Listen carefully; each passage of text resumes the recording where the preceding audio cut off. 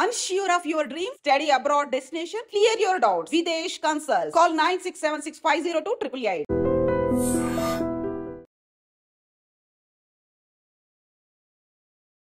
Namaste, welcome to iDream Social Spotlight with Kavita. హైదరాబాద్లో ఎంఎంటీఎస్లో ఒక దారుణం జరిగింది. నడుస్తున్న ట్రైన్లో ఒక యువతి మీద అత్యాచార యత్నం జరిగింది. ఆ అమ్మాయి అదే ట్రైన్ నుంచి దూకింది, గాయాల పాలైంది, ఆసుపత్రిలో చేరింది. వీటన్నిటి తర్వాత రైల్వే పోలీసులు రియాక్ట్ అయ్యారు. ఆ నిందితుడిని పట్టుకున్న విషయం ఇప్పుడు లేటెస్ట్గా తెలుస్తోంది. యాక్చువల్గా ఇలాంటివి జరగకుండా ఉండాలంటే ఏం చేయాలి? లోకల్ ట్రాన్స్పోర్ట్ అనేవి ఎక్కువగా ఉపయోగించాలని ప్రభుత్వం చెప్తుంది ట్రాఫిక్ సమస్యని పరిష్కరించడానికి. మరి అదే ట్రాన్స్పోర్ట్ వ్యవస్థ మహిళలకి రక్షణ ఇవ్వకుండా చేస్తోందా? భద్రంగా ఇల్లు చేరాలంటే తీసుకోవాల్సినటువంటి చర్యలేంటి? మనతో పాటుగా ఉన్నారు హైకోర్టు న్యాయవాది కంపెల్లి ఉదయకాంత్ గారు. ఉదయకాంత్ గారు నమస్కారం. నమస్కారం. సో ఒక దారుణమైనటువంటి సంఘటన మనం ఢిల్లీలో చూసాము, ఒక బస్సులో చూసాము, ఆ తర్వాత బెంగళూరులో, మిగతా చోట్ల ప్రైవేట్ ట్రావెల్స్లో జరుగుతున్నాయి, కార్లలో జరుగుతున్నాయి, బైక్ల మీద కూడా ఇలాంటి అత్యాచార యత్నాలు జరుగుతున్నాయి, హరాస్మెంట్ అవుతుందనేది ఇప్పుడు లేటెస్ట్గా ఎంఎంటీఎస్ ట్రైన్.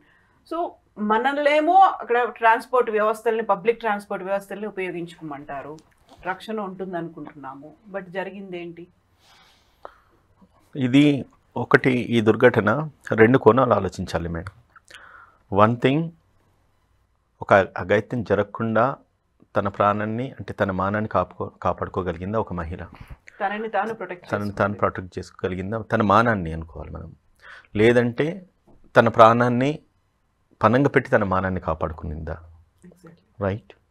ఇది అంటే మన భారతదేశ సాంప్రదాయాన్ని మనం నిజంగా ఆ సాంప్రదాయానికి, మహిళలకు చేస్తున్న చర్యలకు మనం నిజంగా తలొంచాల్సిన పరిస్థితి ఈరోజు ఏర్పడిందంటే, వన్ థింగ్, ఒక మహిళ తన ప్రాణం కంటే కూడా మానం విలువైందని చెప్పేసి ఎంతైతే తన మానాన్ని తను ప్రొటెక్ట్ చేసుకునే ప్రాసెస్లో తన ప్రాణాన్ని తీసుకోవడానికని తను తెగించిందంటే, అటువంటి మహిళను తన యొక్క మానాన్ని కాపాడుకునేంత మెకానిజం మన భారతదేశంలో కావచ్చు, మన రాష్ట్రంలో కావచ్చు, ఈ సిస్టంలో కానీ లేకపోవడం అన్నదాన్ని బట్టి మనం చింతించాలి, బాధపడాలి madam.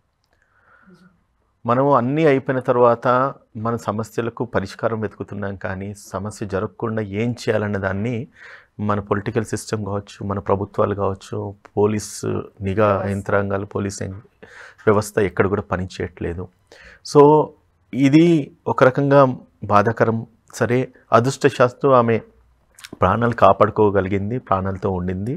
So one thing, it's good.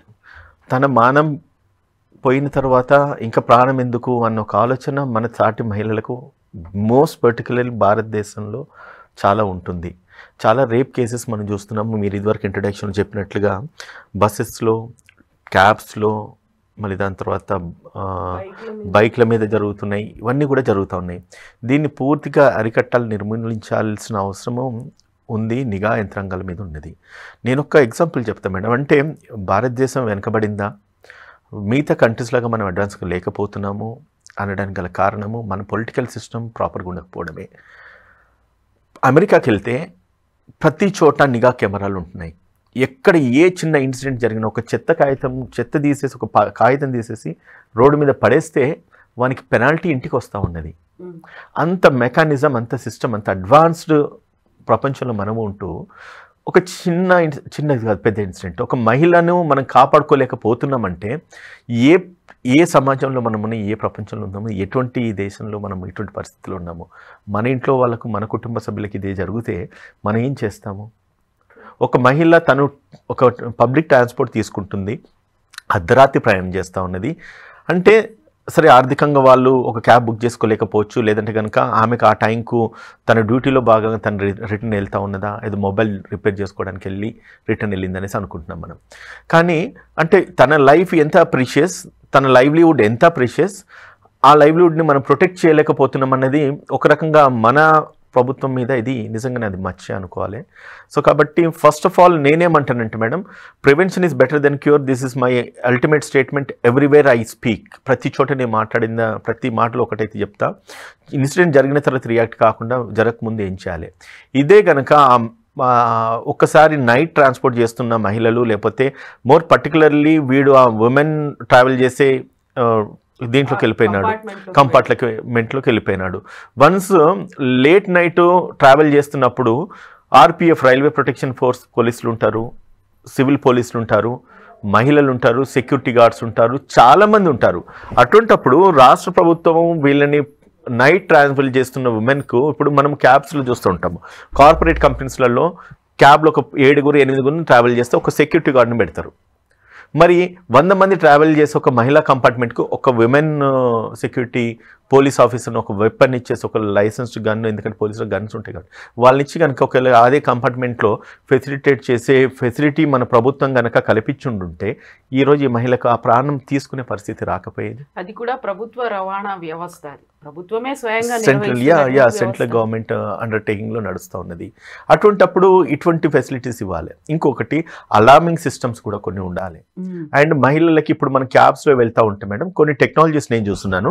ప్రతి క్యాబ్స్లో ఒక వీడియో కెమెరా ఉంటుంది. అంటే ఉబర్ కానీ లేకపోతే కొన్ని నడుస్తున్న చోట ఒక వ్యక్తి కూడా నా దగ్గర ఒక డివైస్ తీసుకొచ్చి గవర్నమెంట్ నుంచి అప్రూవల్స్ తీసుకుందాం సార్ అని చెప్పి నన్ను కలవడం జరిగింది. అది ఎట్లా అంటే మేడం, ఒక క్యాబ్ స్టార్ట్ కాగానే క్యాబ్ ఎట్లయితే మనం ఎంటర్ కాగానే ఆ ఎంటైర్ ముందు నుంచి ఈ అమ్మాయి కనబడే విధంగా ఒక డివైస్ ఉంటుంది. ఈ అమ్మాయి ఏ క్యాబ్లో వెళ్తుంది అనేది వాళ్ళ ఫ్యామిలీ మెంబర్స్కు లేకపోతే వాళ్ళ దగ్గర వాళ్ళకు నియర్ బై వాళ్ళకి మెసేజ్ ఇస్తే అక్కడి నుంచి ఈ అమ్మాయి ట్రాక్ అయితేనే ఉంటుంది.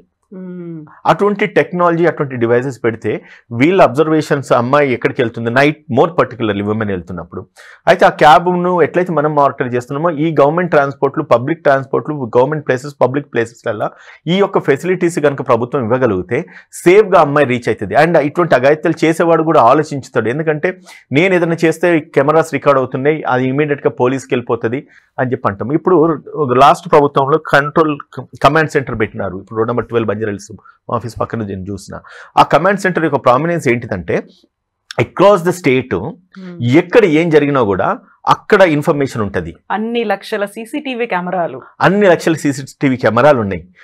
అయినప్పుడు కూడా ఇన్సిడెంట్లు ఎందుకు జరుగుతున్నాయి?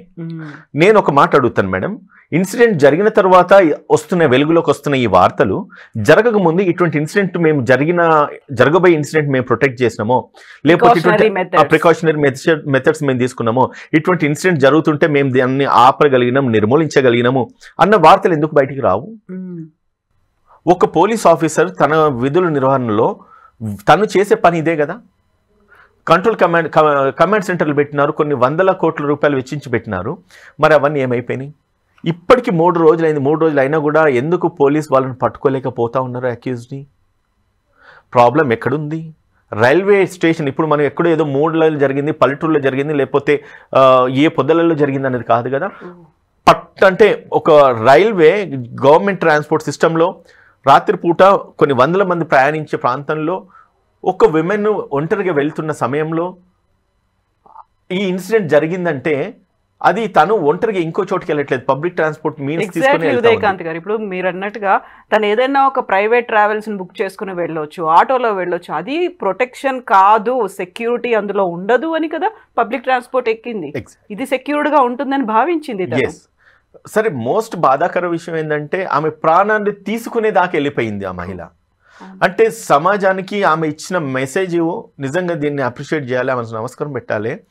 నీ మానం నీ ప్రాణం కంటే కూడా విలువైందని చెప్పేసి మన సమాజానికి ఒక మహిళకి ఇచ్చిన విలువ, గౌరవాన్ని ఈరోజు మనము ప్రజలకి తీసుకువెళ్ళాలి. ఆ ప్రామినెన్స్ ఒక విమెన్కి మాత్రమే ఉంది మన భారతదేశంలో. I to salute and hats up to that lady. But ఏదేమైనప్పటికీ భగవంతుని ప్రార్థిస్తున్నా అటువంటి మరొకసారి అంటే ఆ అమ్మాయి ప్రాణాపాయ స్థితిలో నుంచి బయటికి రావాలి. రేపు ఎల్లుండో సర్జరీ ఉందని అంటా ఉన్నారు. అండ్ ఆ అమ్మాయి ఇన్సిడెంట్ ఏదైతుందో మన రాష్ట్ర కేంద్ర ప్రభుత్వానికి ఒక మెసేజ్ కావాలి. ఇటువంటి మళ్ళీ పునరుద్ధరణ కాకుండా ఉండాలంటే కనుక ఒక అలార్మింగ్ సిస్టమ్ కానీ మొబైల్ డివైసెస్లో ఆ టెక్నాలజీ ద్వారా ఏదన్నా ఇమీడియట్గా ఆ అమ్మాయిని ట్రాక్ చేసే విధానాన్ని కానీ, లేకపోతే ఏదైనా మోర్ పర్టికులర్ కామన్ నంబర్స్ ఏదైనా ఇస్తే పోలీసుని ట్రాక్ చేయడానికి, అటువంటిది ఏదైనా ఉంటే కనుక ఆమె ఏ శాటిలైట్ ఉంది, ఏ నెట్వర్క్లు ఉంది, పోలీసులు ఇమీడియట్గా వెళ్ళి ఎట్లా రెస్క్యూ చేయగలుగుతారు? ఈ అమ్మాయి పడిపోయిన తర్వాత ప్రాణాపాయ స్థితిలో ఆమె కొట్టుమిట్లు ఆడుతుంది. అయినప్పుడు కూడా ఈ వ్యక్తి ట్రావెల్ చేసి ఏదో ఒక స్టేషన్లో దిగి ఉంటాడు కదా. మన అంత క్విక్ రెస్పాన్స్ కనుక ఆ టెక్నాలజీ కనుక మనకు ఉండి ఉంటే మన ఇండియన్ సిస్టంలో పొలిటికల్ సిస్టమ్ లేదా పోలీస్ సిస్టంలో కానీ ప్రొటెక్షన్ సేఫ్ గార్డ్ చేసే సిస్టంలో కనుక ఉండుంటే కనుక ఈ అమ్మాయి ఎప్పుడైతే ఇంటిమేషన్ ఇచ్చిందో డైల్ 100కి ఏదో ఫోన్ చేసిందని విన్నా, మరి నిజమో కాదో నాకు తెలియదు. ఆ ఎస్పీ మాట్లాడుతూ చెప్తున్నారు. ఆ డైల్ 100 ఫోన్ చేసినప్పుడే కనుక ఈమెను జీపీఎస్ ద్వారా ట్రాక్ చేసేసి ఈ ట్రైన్ నెక్స్ట్ ఎక్కడికి వెళ్తుందో దిగిన వాడు ఎవడనేది క్విక్గా మనం రెస్పాండ్ అయి పట్టుకుంటే ఇంకొకటి చేయడానికి భయపడతాడు. మన ప్రభుత్వంలో ఉన్న వైఫల్యాలు, లోటుపాట్లు, మనం తీసుకునే యొక్క సింపుల్సిటీ విధానం, లెట్ ఇట్ గో, ఏదైనా అయితే చూద్దాం కాదురా నాయన, కాకుండా ఏం చేయాలి? నన్ను అడిగితే నిజంగా ఏ ప్రభుత్వం ఎవరికి ఎటువంటి భద్రత కల్పించదు మేడం. కానీ నేను అడుగుతున్నానంటే ఎవరి ప్రాణాలు వాళ్ళు కాపాడుకోవడానికి ఖచ్చితంగా ఒక కత్తో లేకపోతే ఇంకొక ఆయుధం పట్టుకొని వెళ్ళి ఎవడన్నా వచ్చిండంటే కనుక వాళ్ళు పొడిచిపారేయండి అంతే. చట్టం రైట్ ఆఫ్ ప్రైవేట్ డిఫెన్స్ అంటాము. నీ మానాన్ని కాపాడుకోవడానికి, నీ ఆస్తిని కాపాడుకోవడానికి, నీ ప్రాణాన్ని కాపాడుకోవడానికి నువ్వు ఎదుటి ప్రాణం తీసినా కూడా చట్టం చెప్తుంది అది నేరం కాదు, అది that is right of private defence అంటున్నాము. ఈ ప్రతి మహిళ నేను చెప్తున్నా కదా, ప్రభుత్వాలు నిజంగా ఒక ఫ్రీ ఫెసిలిటీ కింద ప్రతి మహిళకు ఒక కత్తి డిస్ప్యూట్ చేయాలి. అంటే అట్లీస్ట్ వాళ్ళ ప్రాణాలకు మీదకి వచ్చినప్పుడన్నా, వాళ్ళ మానం మీదకి వచ్చినప్పుడన్నా నిజంగా ఈ చట్టాలలో వస్తే గనక there is no amount of doubt ఏమైనా చేసేటోడు భయపడతాడు. మనం వింటున్నాం వాడేం గంజాయికి లోనైనాడు, లేకపోతే మత్తు పదార్థాలకు బానిస అయినాడు కాబట్టి ఇది చేస్తున్నాడు. మరి గంజాయి ఎక్కడికి వెళ్ళి వస్తుంది? ఈ మత్తు పదార్థాలు ఎక్కడికి వెళ్ళి వస్తున్నాయి? దీన్ని ఎందుకు ప్రివెంట్ చేయలేకపోతున్నాయి ప్రభుత్వాలు? ఈ పోలీస్ యంత్రాంగం ఎందుకు ప్రివెంట్ చేయలేకపోతున్నాయి? ఎక్కడ ఏదో జరుగుతుంది. మరి ఈ లక్షల కోట్ల రూపాయలు పెట్టి వెచ్చిచ్చి, వేల కోట్ల రూపాయలు వెచ్చిచ్చి మన సీసీ కెమెరాలు పెడుతున్నాం. ఏ మనిషి ఎటుపోతున్నాడు? ఆ నిఘా వ్యవహారాలన్నీ నిఘా టీమ్స్ ఎందుకు పని చేయట్లేదు? సో ఇవన్నీ కనుక మనం ప్రాపర్గా మానిటర్ చేస్తే వాడు ఏదో మత్తులో ఉన్నట్టు చేసినాడు. అరే మత్తులోకి వెళ్ళడానికి గల కారణం ఏంటిది? గంజాయి ఎక్కడికి వెళ్ళి సప్లై అవుతుంది? గంజాయిని ఎందుకు ప్రివెంట్ చేయలేకపోతున్నాము? ప్రతి చోట ప్రతి జిల్లాలకు వెళ్తే గంజాయి అన్నది నిజంగా వ్యాపించిపోతా ఉన్నది. ఈ గంజాయి మీద మోర్ రెవెన్యూ వస్తుంది కాబట్టి దాన్ని విచ్చలవిడితనం చేసేసి వదిలేస్తున్నాయా ప్రభుత్వాలు? ఏదేమైనప్పటికీ అంటే ప్రభుత్వంలో మేము కూడా ఒక భాగస్వామ్యంలో ఉన్నప్పటికీ కూడా కొన్నిసార్లు అంటే మేము మా ముఖాన్ని అద్దంలో చూసుకోవడానికి కూడా బాధేసే పరిస్థితులు ఈరోజు ఏర్పడతా ఉన్నాయి. దీనికి గల కారణాలు ఏంటిది? ఎక్కడ ప్రాబ్లం అవుతుంది? ఎందుకు లాగ్ అవుతున్నాయి? అంటే ప్రతి చోట ఎక్కడైతే మోర్ ఇన్కమ్ ఉన్న చోటనే బెల్లం ఉన్న చోట ఈగలు వాలినట్టుగా ఎక్కడైతే ఇన్కమ్ ఎక్కువ ఉంటుందో అక్కడే యంత్రాంగాలు పనిచేస్తాయా? మిగతా చోట పని చేయయా? ఎందుకు పని చేయదు? ప్రాణానికి ఉన్న విలువ ఏంటిది మన భారతదేశంలో? మానానికి ఉన్న విలువ అది ఆమె తెలియజేసింది. ఈరోజు ప్రాణం కంటే కూడా మానం గొప్పదని చెప్పేసి ఆ మహిళ తెలియజేసింది. ఎంత ట్రమాటిక్ కండిషన్ ఉండిందో ఆ టైంలో తను తీసుకున్నటువంటి డెసిషన్ అనేది. ఎంత ట్రాజిడీ. ఇంకొకటి, ఆమె నిజంగా బయటకు వచ్చి తన మాట చెప్పడానికి కూడా ఈరోజు మన చట్టాలు పర్మిట్ చేయి. ఆమె వచ్చి చెప్పుకోలేదు కూడా. అంటే that is the privilege of a women when it comes to a sexual assault on her. Victim అయిన తర్వాత that victim cannot come out and say what has happened on her body. Enquiry చేయాలి, closed కెమెరాలు enquiry చేయాలి. దాని తర్వాత వాడు ఎవడైతున్నాడో వాడిని accused వాడిని కూడా బయటికి చూపించరు. సరే శిక్షలు పడేయని కాదు, శిక్షలు పడకముందు మనం ఎటువంటి ప్రికాషన్స్ తీసుకుంటే కనుక దాన్ని నిర్మూలించగలుగుతాము.